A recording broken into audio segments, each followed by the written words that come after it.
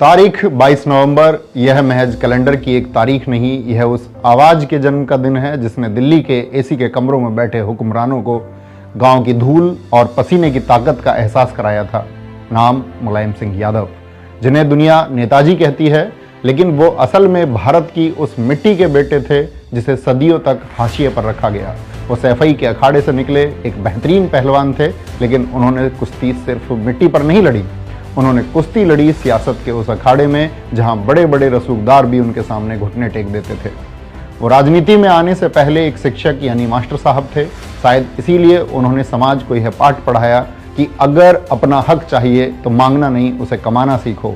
नेताजी का विजन सिर्फ एक राज्य तक सीमित नहीं था। जब वो देश के रक्षा मंत्री बने तो उन्होंने भारतीय सेना के लिए ऐसे फैसले लिए जो इतिहास बन गए, जिन्होंने -50 डिग्री के हार्ड कपा देने वाले तापमान में सियाचिन ग्लेशियर पर जाकर जवानों का हौसला बढ़ाया।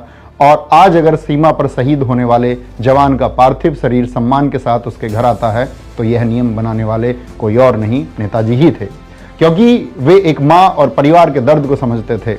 इतना ही नहीं, भारत की वायुसेना को आसमान का सिकंदर बनाने के लिए सुखोई 30 जैसे खतरनाक लड़ाकू विमान का सौदा भी नेताजी ने ही किया था।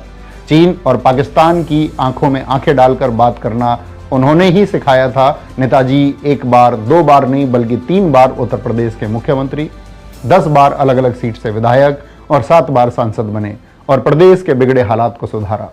उन्होंने प्रदेश में चुंगी कर को खत्म कर व्यापारियों और दुकानदारों को बहुत बड़ी राहत दी और सामाजिक न्याय की मशाल जलाकर पिछड़े और शोषित समाज को सत्ता में हिस्सेदारी दिलाई।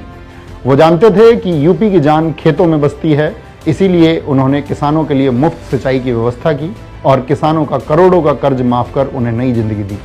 उन्होंने समाज के हर वर्ग को मुख्यधारा से जोड़ा, कन्या विद्याधन देकर बेटियों को कॉलेज में भेजा, बेरोजगारी भत्ता देकर युवाओं के संघर्ष के साथी बने, यस भारतीय सम्मान शुरू कर लेखकों, कलाकारों और खिलाड़ियों को वो मान सम्मान दिया जो पहले उन्हें नहीं मिलता था।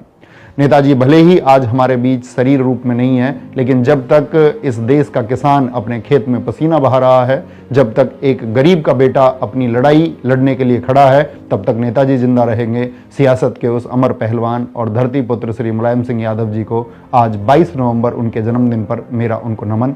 जय हिंद, जय भारत।